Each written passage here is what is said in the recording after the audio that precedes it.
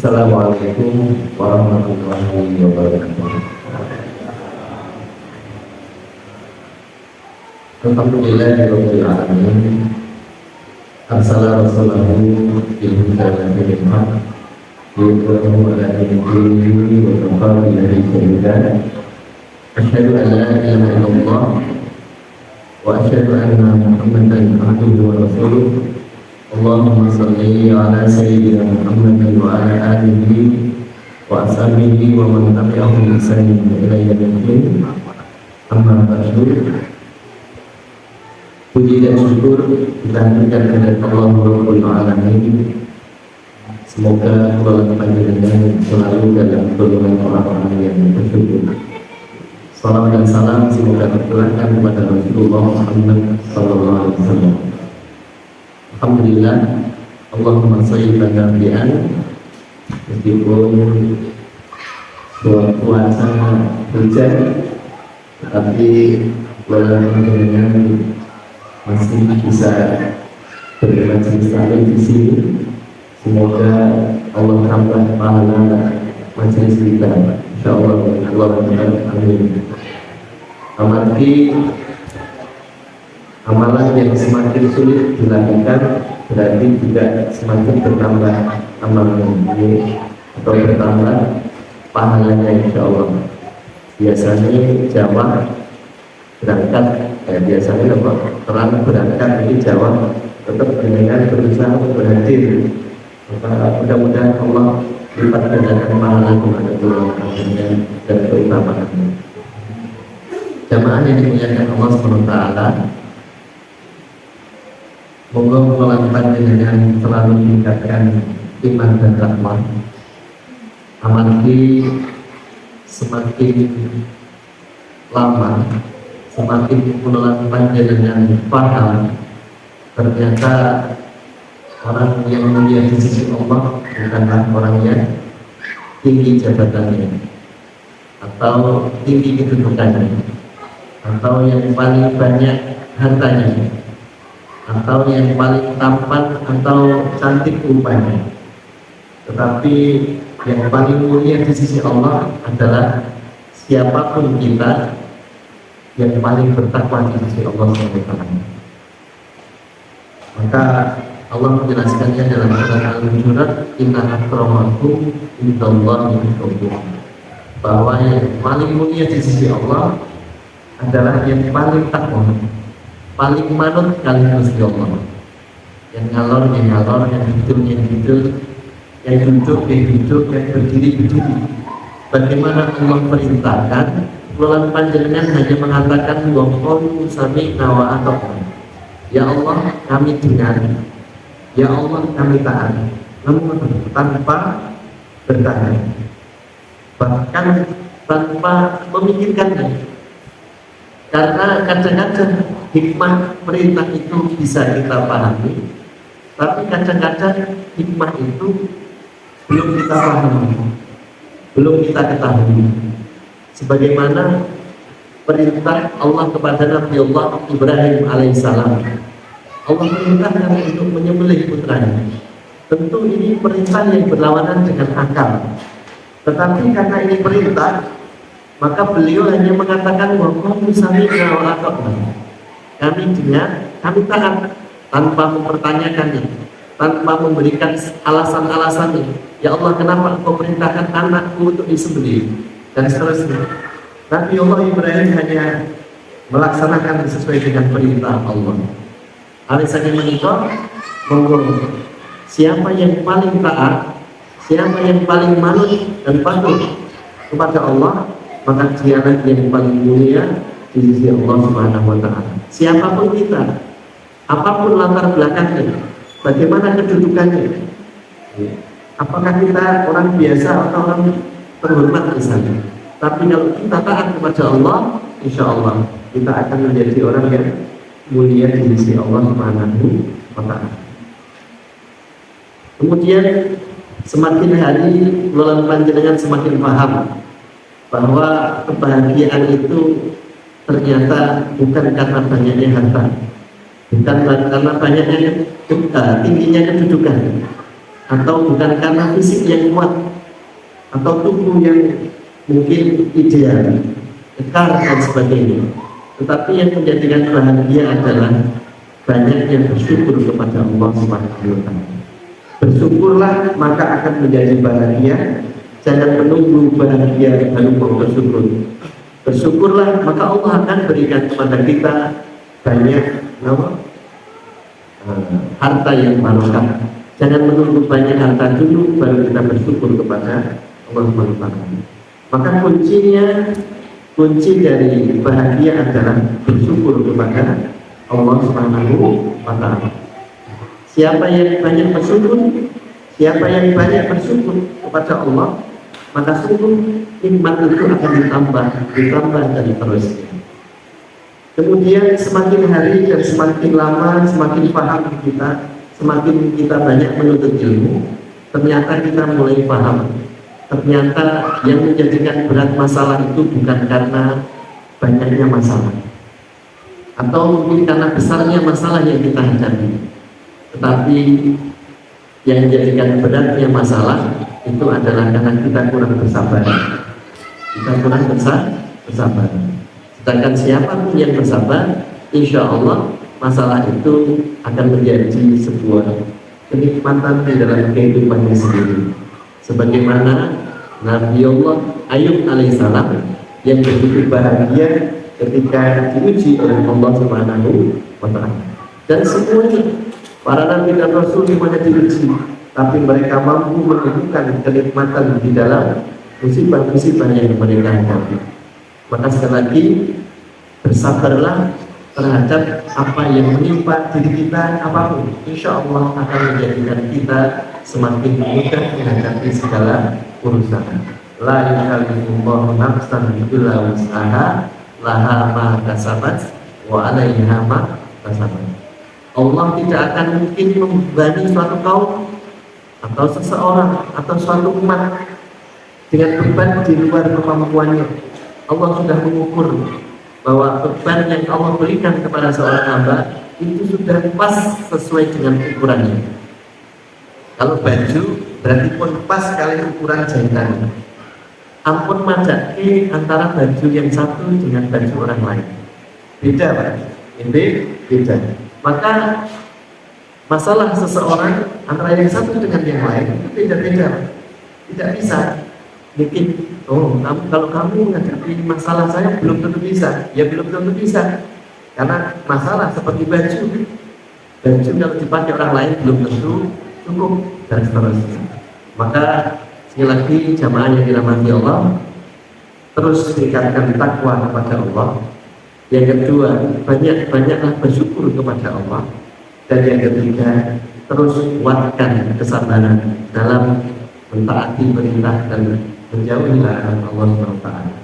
Insya Allah nanti waktu rabbaka hatta ya'tiyakal yaqin, sampai berjumpa dengan Allah SWT, sampai berjumpa dengan apa yang kalian yakini, yaitu kematian. Dan insya Allah Allah akan muliakan kita di akhirat nanti insya Allah. Dan tentunya semoga Allah juga muliakan pulang panjangnya di dunia dan di akhirat. Allahumma amin. Jamaah yang dirahmati Allah, kalau ini belum bahas tentang kisah Nabi Yusuf gimana? Terus gimana? Tapi ini kalau ganti tema, tapi nanti insya Allah masih berhubungan dengan kisah di dalam surat Yusuf atau kisah Nabi Yusuf alaihissalam. Bapak Ibu yang dirahmati Allah SWT, kulolan panjenengan pun paham bila dunia ini bukan tempat tinggal, tapi tempat meninggal. Dunia ini ada yang baik dan ada yang buruk. Dunia ini pasti akan berbenturan antara kebaikan dan keburukan, kemungkaran dan kebenaran, terus akan berjuang, akan bertempur terus. Sebagaimana Allah firmankan dalam surat Al-Mulk, alladzi khalaqal mauta wal hayata liyabluwakum ayyukum ahsanu amala.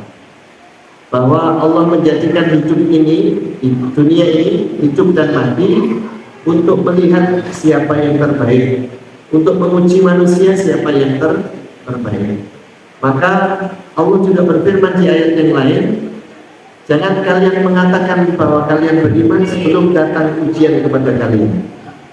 Maka pasti Allah akan menguji kula lan panjenengan sampai nanti kula lan panjenengan bertemu dengan Allah Subhanahu wa taala. Oleh karena itu dunia ini berat, tetapi kalau kita mengikuti kehendak Allah, insya Allah akan menjadi ringan. Hidup ini berat, tetapi kalau kita mengikuti petunjuk Allah, mengikuti kehendak Allah SWT, insya Allah akan menjadi mudah. Salah satunya bagaimana kula lan panjenengan hidup ini agar mendapatkan pertolongan dari Allah Subhanahu wa taala. Kalau hidup ini kita kerjakan sendiri, Pak, kita lakukan sendiri, kita pikir sendiri, kita lalui dengan tanpa bantuan siapapun, maka hidup ini akan terasa berat. Tetapi kalau hidup ini kita mengikuti Allah, kemudian memohon pertolongan kepada Allah, bahwa pada hakikatnya kita itu tidak bisa apa-apa. Pada hakikatnya kula panjenengan tidak punya daya dan upaya.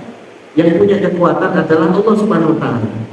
Maka sudah sepantasnya dan sudah seharusnya menjadi kewajiban kula panjenengan minta tolong kepada Allah Subhanahu wa taala agar hidup kita mudah, agar hidup kita nikmat dan sebagainya.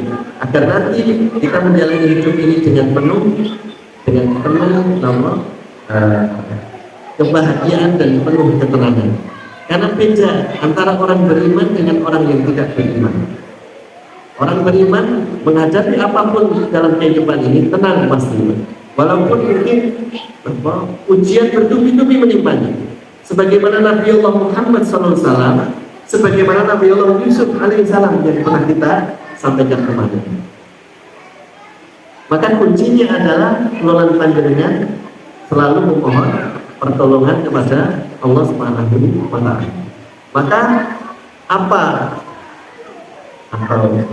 bagaimana agar kula panjenengan ditolong Allah? Bagaimana agar kula panjenengan ditolong Allah sebagaimana orang-orang dahulu juga ditolong oleh Allah Subhanahu wa taala. Para nabi rasul dan rasul ditolong oleh Allah Subhanahu wa taala. Contohnya kemarin surat kisah tentang Yusuf alaihissalam. Saudaranya 10 saudaranya, 12 atau 11 bersama 12 bersama Nabi Yusuf sepakat untuk membunuh. Jadi saudaranya, Masya Allah, saudaranya sepakat untuk membunuh, tapi ditolong oleh Allah. Yang 9 kata ahli sejarah sepakat dibunuh, yang 1 jegur di sumur mawar. Tapi karena pertolongan Allah tidak dijegur di sumur, tapi tidak dibunuh, tetapi dimasukkan ke dalam sumur. Dimasukkan ke dalam sumur.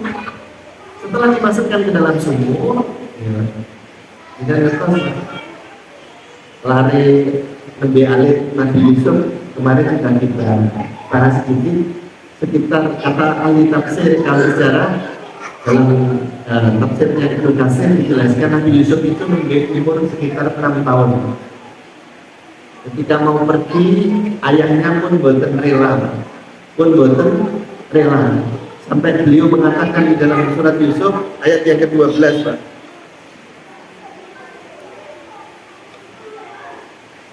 Ayat yang ke-12, Nabi Yakub alaihissalam sampai mengatakan,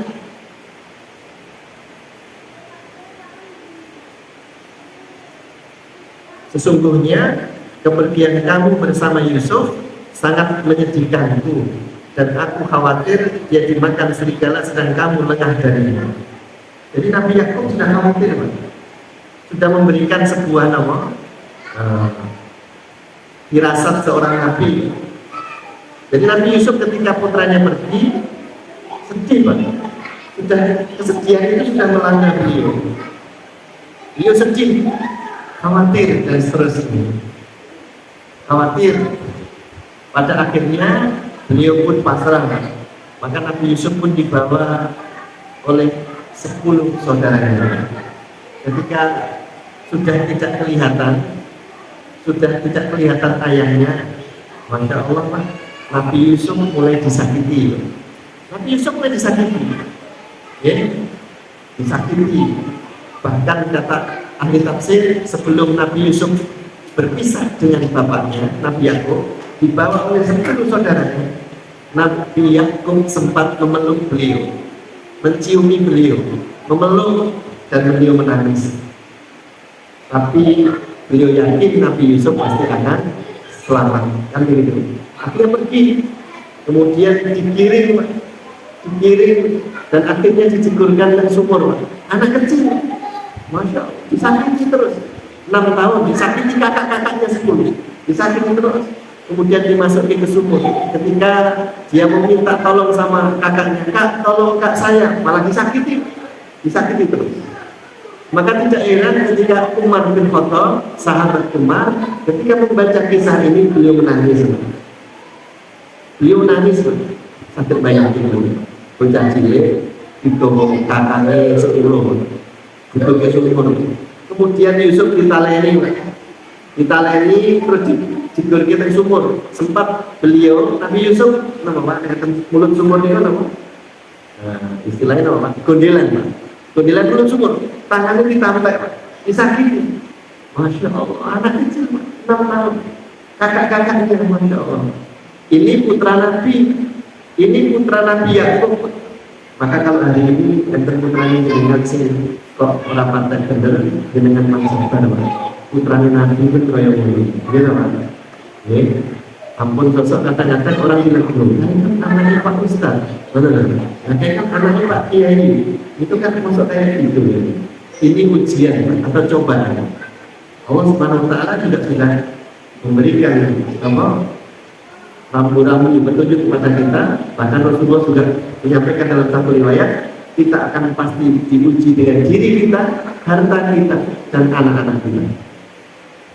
Kemudian Nabi Yusuf diturunkan Pak, sampai di tengah, talinya diputus Pak. Talinya diputus, dikur ya Pak.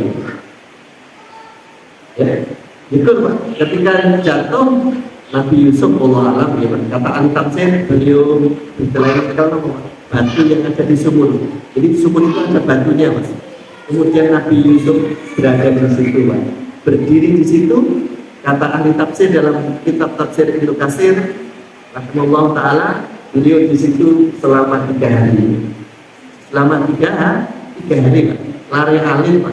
Sekitar 6 tahun usianya. Neng jero sumur, mancing watu Pak. Kemudian Allah menenangkan Nabi Yusuf. Allah menenangkan Nabi Yusuf sebagaimana Allah firmankan di dalam surat Yusuf ayat yang ke-15 Pak. Allah Subhanahu Wa Taala berfirman di sana, wa auhayna ilaihi latunabbi'ahum bi amrihim hadza wa hum la yashkurun. Engkau kelak, kata Allah Pak, Allah mewahyukan di dalam diri Nabi Yusuf, nah kalau bahasa kita, kelak engkau akan menceritakan perbuatan mereka ini. Nah, seolah-olah ya subhanallah, maksudnya Allah, ketika anak kecil sudah berada di dalam sumur, Allah mengilhamkan ke dalam diri Nabi Yusuf alaihissalam. Nah, besok kali engkau akan menceritakan kelakuan kakak-kakak kalian ini, kakak-kakakmu, menceritakan kisah ini, menceritakan kisah ini. Kau akan menceritakan perbuatan mereka. Maka betul Pak, perbuatan mereka Allah kisahkan. Ini kalau tidak ditolong oleh Allah Subhanahu Wa Taala, Nabi Yusuf tidak mungkin akan selamat. Alhamdulillah. Tapi alhamdulillah, Allah menolongnya. Allah menolong Nabi Yusuf dan Nabi Yakub alaihissalam. Kemudian saudaranya pulang, 10 saudaranya pulang, kemudian membawa baju yang dilumuri oleh kambing muda, darah kambing muda, dibawa pulang petang hari. Ada yang mengatakan bagai bisa agar agar tidak kelihatan bohongnya.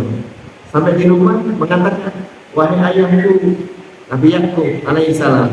Tadi kami membawa Yusuf bermain, kemudian kami berlari-lari ke sana kemari, kami memanah ke sana kemari. Yusuf kami tinggalkan di barang-barang bawaan kami. Tapi ketika kami balik, Nabi Yusuf dimakan serigala. Ya ngapunten, Pak. Kata ahli tafsir, kata serigala itu sebetulnya aneh, Pak.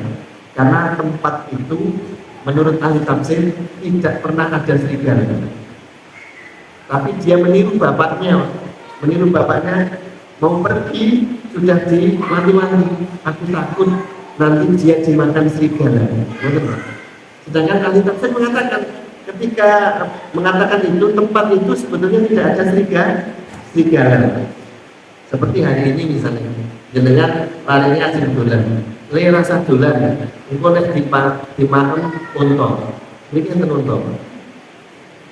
Enten unta bener. Le rasa dolan ngejak ajiku, engko nek dipangan unta. Tapi ahli tafsir, ahli bahasa mengatakan kata serigala itu kembali ke orang yang akan mencelakai beliau. Jadi mereka tidak sadar, Pak. Nah, saya tidak rela sebetulnya Nabi Yusuf kamu ajak pergi. Saya takut nanti dia dimakan serigala. Serigala itu kembali ke sinten, Pak? Orang yang mau menyakiti Nabi Yusuf alaihissalam. Maka aneh ya. Tapi mereka tidak sadar kakak-kakaknya. Nah, alasan inilah yang kemudian dijadikan oleh saudaranya untuk membuat alasan. Ketika dia kembali, wahai ayahku, Nabi Yusuf intinya dimakan serigala. Hebatnya, Pak, Nabi Yakub sudah tidak percaya pada mereka. Oleh karena itu Nabi Yakub mengatakan begini, Pak. Di dalam ayat yang ke-18 Nabi Yakub mengatakan, sebenarnya hanya dirimu sendirilah yang memandang baik urusan yang buruk ini. Kata ahli tafsir, Nabi Yakub bukan percaya dengan mereka, walaupun mereka meyakinkan Nabi Yakub, tapi Nabi Yakub dalam hatinya pun bukan percaya setunggal. Nek Nabi Yakub dan Nabi Yusuf dimakan serigala. Apa buktinya, Pak? Buktinya baju yang dia bawa, yang berlumuran darah hamil muda itu masih utuh, Pak, salah satunya. Utuh, bukan apa? Lopeng-lopeng. Kalau dimakan serigala, mesti apa? Suwek-suwek, Pak. Apa yang terjadi yang dimakan serigala di kolam ini itu? Hebatnya lagi, Nabi Yusuf dan Nabi Yakub boten ngeteni putrane. Tapi beliau mengatakan fasabrun jamil. Beliau mengatakan begitu. Sungguh kesabaran yang paling baik. Beliau mengatakan fasabrun jamil. Sungguh kesabaranku adalah kesabaran yang terbaik. Kemudian dia belum mengatakan wallahu musta'anu ala ma tasifun. Aku hanya memohon pertolongan kepada Allah. Nah ini, Pak, luar biasa. Nabi Yakub tahu bahwa ini tidak mungkin bisa dihindari, maka beliau mengatakan fasabrun jamil, kesabaranku adalah kesabaran yang terbaik, kesabaran yang indah. Fasabrun jamil. Nabi pernah ditanya oleh sahabat, Pak, ya Rasulullah, apa maksud dari ayat ini? Fasabrun jamil. Beliau mengatakan sabrun syakwa bihi apa itu? Fasabrun jamil itu maknanya adalah sabar yang tidak membawa keluhan. Jadi sabar yang tidak membawa keluhan. Jadi sabar itu memang sudah pernah keluhan panjenengan, sabar itu tidak ada keluhan, bukan ada keluhan. Kalau masih mengeluh, itu berarti belum sabar. Ya. Kalau keluhan panjenengan masih menghadapi segala sesuatu yang tidak sesuai dengan keinginan keluhan panjenengan, kemudian keluhan panjenengan masih mengeluh, berarti itu belum sabar. Mari kita lihat Nabi Yakub. Nabi Yakub boten nyeneni putra-putrane sing ageng-ageng, Pak. Kalian bagaimana harusnya menjaga adik kalian? Boten. Beliau hanya mengatakan fasabrun jamil. Sesungguhnya kesabaranku adalah kesabaran yang indah. Wallahu musta'anu ala ma tasifun. Dan aku hanya berharap pertolongan dari Allah Subhanahu wa ta'ala. Dan betul Pak, Nabi Yusuf juga orang yang mengharap pertolongan Allah, bapaknya juga mengharap pertolongan dari Allah. Akhirnya Allah, setelah 3 hari berada di sumur, lewatlah musafir Pak. Musafir lewat, kemudian mereka berhenti karena ada sumur, ya Pak. Kemudian apa? Diperintahkan salah satu pelayannya, kalau kamu ambil air di sumur itu, dia menurunkan tali ke dalam sumur itu Pak, sama ember. Nabi Yusuf melihat tali dengan sakit bayangin, anak kecil 6 tahun. Ngerti tali diudunke Pak, beliau nyikep tali ini Pak, terus ditarik ke atas. Nah, ketika sampai di atas, pelayan tadi Pak, pembantu kafilah dagang tadi melihat anak kecil itu, langsung disembunyikan dan kemudian didol ke pasar, dijual belikan dengan harga yang murah. Kata Allah di sini dijelaskan, dan Yusuf dijual dengan harga yang murah. Tapi itu memang jalannya begitu. Setelah dijual dengan harga yang murah, kemudian dibeli oleh orang kerajaan Pak, Mesir saat itu. Dibeli oleh istri seorang perdana menteri, namanya Al-Aziz Wallahu a'lam. Dibeli, singkatnya gitu. Maka akhirnya beliau pun hidup di istana Pak. Itu pun masih difitnah, ya, difitnah katanya melakukan perbuatan yang tidak senonoh. Akhirnya dipenjara Pak. Masya Allah, dan seterusnya. Itu, dan pada akhirnya Nabi Yusuf alaihissalam menjadi orang mulia di Mesir Pak. Menjadi perdana menteri di Mesir, menjadi orang yang menguasai perbendaharaan Mesir atas karunia Allah Subhanahu wa ta'ala, atas pertolongan Allah Subhanahu wa ta'ala. Dalam tafsirnya At-Tabari dikatakan bahwa jarak antara berpisahnya Nabi Yakub dengan putranya Yusuf sampai bertemu kembali Pak, itu 80 tahun. Ada yang mengatakan 40 tahun, ada yang mengatakan 60 tahun. Jadi 80 tahun berpisah. Ini kesabaran yang luar biasa. Kesabaran yang luar biasa. Maka Bapak Ibu yang dirahmati Allah SWT, semoga kemalan panjenengan selalu berharap untuk mendapatkan pertolongan Allah SWT. Kenapa? Karena memang hidup ini kalau tidak mendapatkan pertolongan Allah, kita akan menjadi kesusahan, Pak, kepayahan. Apalagi kita punya musuh yang nyata, musuh yang melihat kita tidak bisa melihat mereka, musuh kita, yaitu iblis atau syaitan. Kita memiliki musuh syaitan, Pak. Dan kalau kita tidak mengharap pertolongan Allah, maka sungguh hidup kita akan mengalami kepayahan dan kesusahan. Oleh karena itu, agar pula panjenengan mendapatkan pertolongan Allah, sebagaimana Nabi Yakub, alhamdulillah, subhanallah, mendapatkan pertolongan dari Allah. Nabi Yusuf juga mendapatkan pertolongan dari Allah SWT. Nabi Ibrahim juga sama. Ketika dimasukkan ke dalam api, hasbunallah wa ni'mal wakil, hanya diserahkan kepada Allah SWT. Nabi Ismail ketika mau disembelih, dalam posisi sudah disembelih, juga pasrah, minta pertolongan kepada Allah Subhanahu wa ta'ala. Ketika Nabi Muhammad SAW berada di Gua Sur, kemudian kaki-kaki orang kafir sudah terlihat di mulut Gua Sur yang akan membunuh beliau, beliau mengatakan, innallaha ma'ana. Ya, la tahzan, jangan bersedih wahai Abu Bakar. Walaupun kaki-kaki mereka sudah terlihat di mulut Gua Sur, Nabi Muhammad bersama Abu Bakar sahabat yang bersembunyi di Gua Sur, maka Nabi menenangkan dengan kalimat yang indah, la tahzan, jangan bersedih wahai Abu Bakar, innallaha ma'ana, Allah bersama kita. Kalau Allah sudah bersama dengan kita, siapa yang mampu untuk mencelakai kita lawan dengan. Maka sungguh hebat Pak. Tidak, sebelum kisah Nabi Yusuf alaihissalam dikisahkan, sebelumnya surat Hud. Di dalam surat Hud, di akhir surat Hud, Allah ceritakan, berbuat, biarkan mereka berbuat, dan Allah pun juga akan berbuat.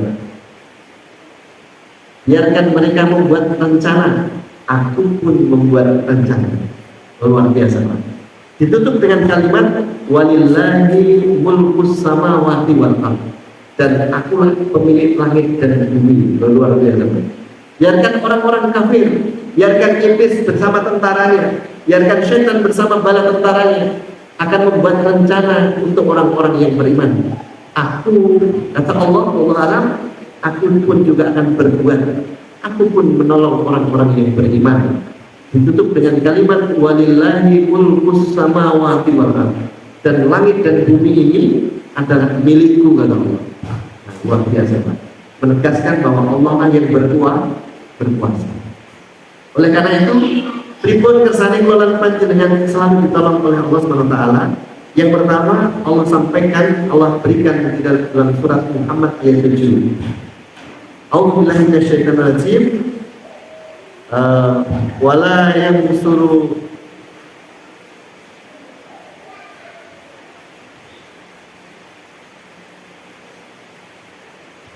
ya ayyuhalladzina amanu in tansurullaha yansurkum wa yusabbit aqdamakum.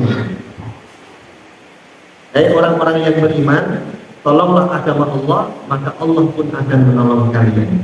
Ini yang pertama. Menaik malam panjenengan ini ditolong Allah, maka syaratnya adalah menolong agama Allah Subhanahu wa taala. Subhanallah.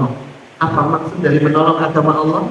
Memakmurkan majelis ilmu, memakmurkan masjid. Ini salah satu menolong agama Allah. Allah tidak butuh pertolongan, Pak. Tapi ketika agama Islam ini tersyiar, agama ini Islam ini makmur, maka itu adalah salah satu cara menolong agama Allah Subhanahu wa taala. Kalau ini ahad wonten kegiatan di mana rame banget di Raja Bahan, ngapunten tempat banget tadi. Ini jamaah hadir standar, Pak. Di Raja Pak Sam ngantek kaya pasar ngoten iki. Rame iki, Pak. Nah itu makmur, Pak. Sing makmur ampun pasar makmur, Pak. Masjid yang saged dimakmurke.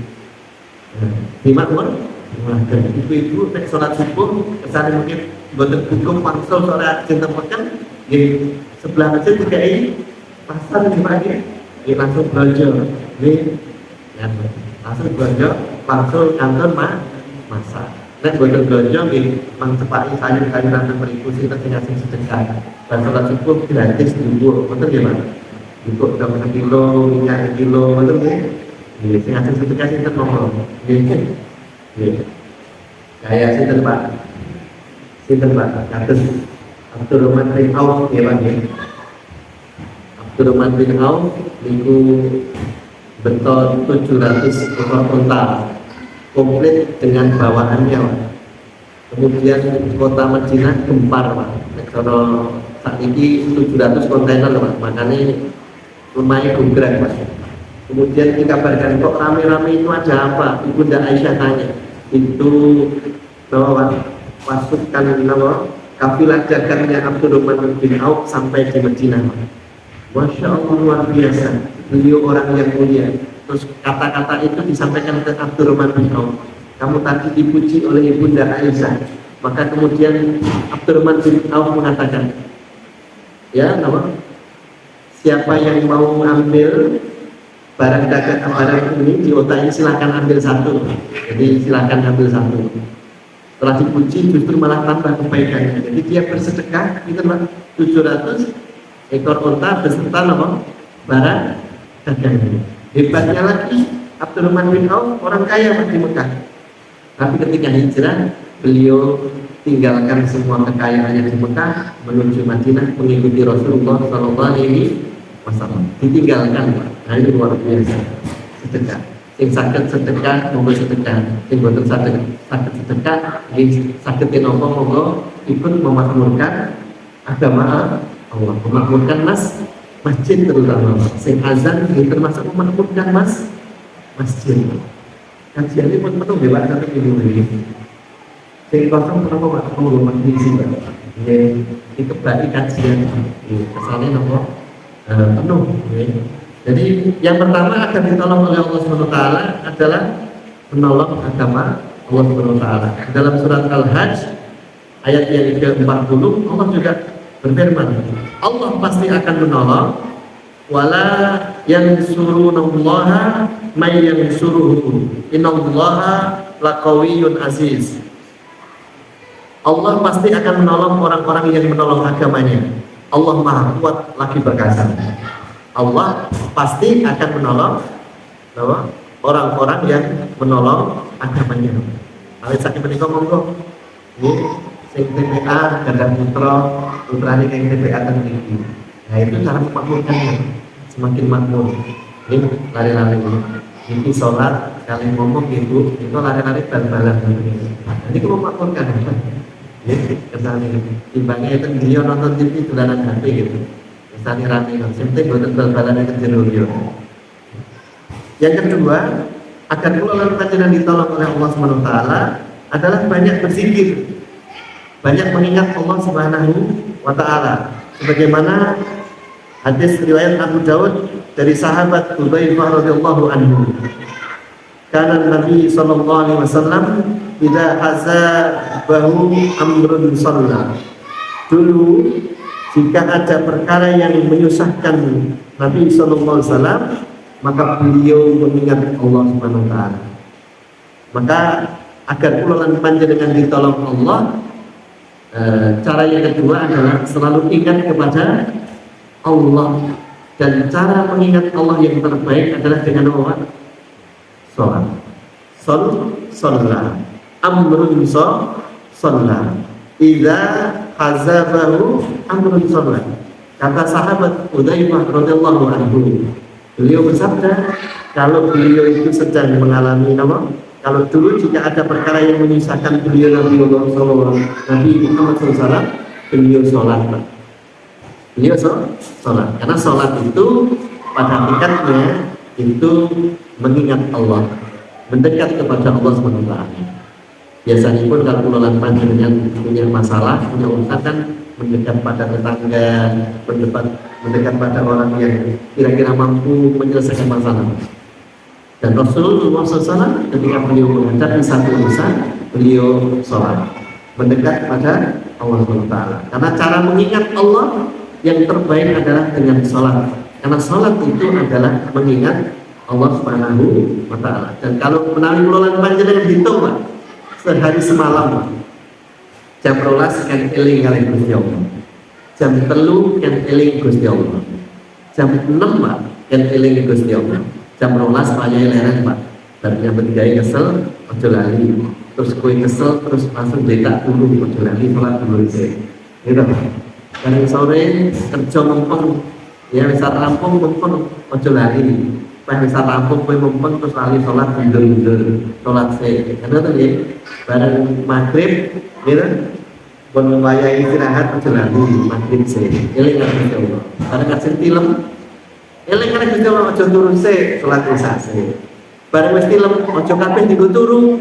Ayo tangi tahajud sih. Karena itu tadi tahajud sih. Karena antara sholat isya dengan sholat subuh ada apa? Tahajud paling dawa. Tapi Gusti Allah ngendika, fatahajjat bihi dalam surat Al-Isra ayat 79, dan bangunlah di sepertiga malam yang terakhir.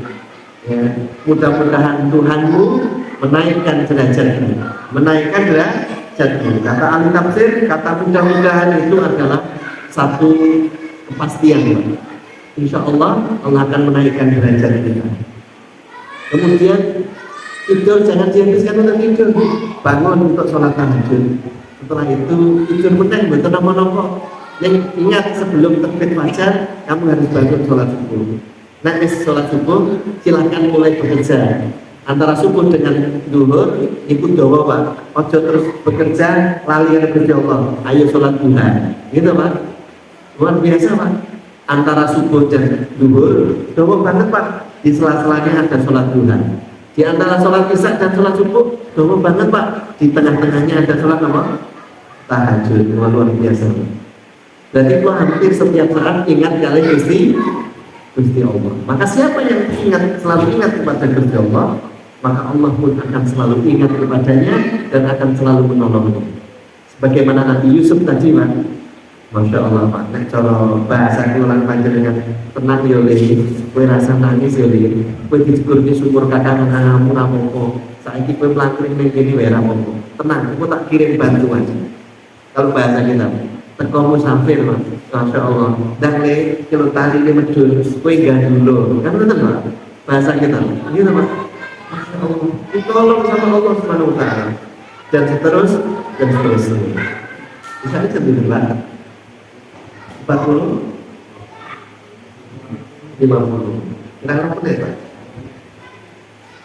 Yang ketiga, Pak, jaga Allah di waktu lapang, di waktu senang. Ingat Allah di waktu lapang, maka Allah akan ingat kita di waktu sempit. Biasanya yang itu ingat Gusti Allah dan Allah.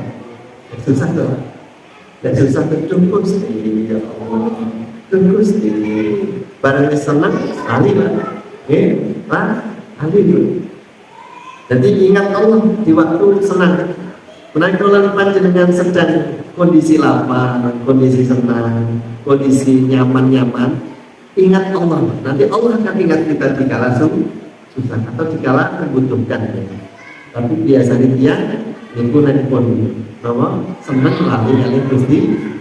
Yang naik senang lali naik, sholat, lali naik sedekah, lali naik punya tetangga, lali naik bantu orang fakir miskin, lali naik dan seterusnya. Kita punya kewajiban-kewajiban yang harus ditunaikan. Maka selalu ingat Allah di waktu lapang, maka Allah akan ingat tulanan panjenengan di waktu susah. Ta'arraf ilallahi firrokhai ya'rifka fisyidari. Ingatlah Allah di waktu lapang, maka Allah akan ingat kita di waktu sempit. Kemudian yang keempat, berbaik sangka kepada Allah Subhanahu wa taala. Agar kita mendapatkan pertolongan Allah, maka selalu berbaik sangka kepada Allah Subhanahu wa taala, sebagaimana diriwayatkan dalam hadis riwayat Ahmad dari sahabat Abu Hurairah radhiyallahu anhu, Allah taala berfirman, aku berdasarkan persangkaan hambaku kepadaku. Apabila dia berprasangka berbaik sangka, maka ia akan mendapatkan kebaikan. Dan jika dia berburuk sangka atau berprasangka buruk, ia pun akan mendapatkan keburukan. Jadi Allah tergantung persangkaan hamba. Kadang-kadang lari-larinya itu mengatakan Allah kejam, Masya Allah, ya subhanallah, Allah tidak adil dan seterusnya. Ini contoh buruk sangka. Allah itu maha adil, Allah itu baik. Sedikit cerita, Pak. Ada petani yang duduk di bawah pohon beringin. Ada petani yang duduk di bawah pohon beringin, bermacul kesel, Pak. Terus di depannya ada pohon pepaya. Dia iseng-iseng, Pak. Gusti Allah itu buat adil. Atas kecil kok wae gede-gede. Iki ringin gedene sendiri wae cilik-cilik. Ini harus gimana? Baru bilang begitu, Pak, Allah ingatkan dia. Buah beringin jatuh di hidungnya. Buah beringin itu cilik, Pak. Tiba-tiba buah beringin jatuh di hidungnya, langsung astagfirullah. Allah adil. Betul, Pak? Nah, ada buah beringin segede buah pepaya. Irongku, betul, Pak? Laki ngomong, bareng ngomong Allah adil, lalu diingatkan kali Gusti Allah. Ini berburuk sangka, semuanya sudah diatur. Lu gue penak-penak, Gusti Allah adil, kamplong pepaya kecil, wae gede-gede, dingin gede saat ini, wae cilik-cilik. Kan nanti diingatkan sama Allah. Untuk diingatkan, Pak, dibanding apa?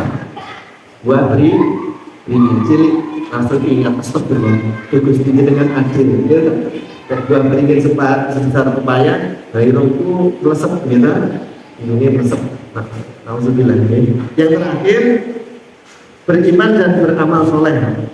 Beriman dan beramal soleh. Bagaimana Allah sebutkan dalam surat Ar-Rum ayat 47, Allah Subhanahu wa taala berfirman, "Wa kana haqqan alaina nasrul mu'minin." Dan kami, kata Allah, selalu berkewajiban menolong orang-orang yang beriman. Kami selalu berkewajiban, kata Allah, menolong orang-orang yang beriman. Luar biasa.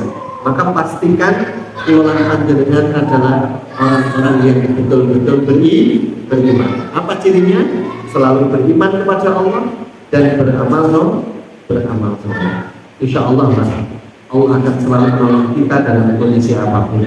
Dan insya Allah segala urusan kita akan dimudahkan oleh Allah Subhanahu wa Ta'ala. Semoga lelan panjenengan selalu ditolong oleh Allah Subhanahu wa Ta'ala, sehingga kehidupan kita selalu tidak pernah merasa sedih, tidak pernah merasa khawatir, karena Allah sudah menyatakan innal ladzina qalu rabbuna Allahu tsumma istaqamu tatanazzalu 'alaihimul malaikatu alla takhafu wa la tahzanu wa abshiru bil jannah.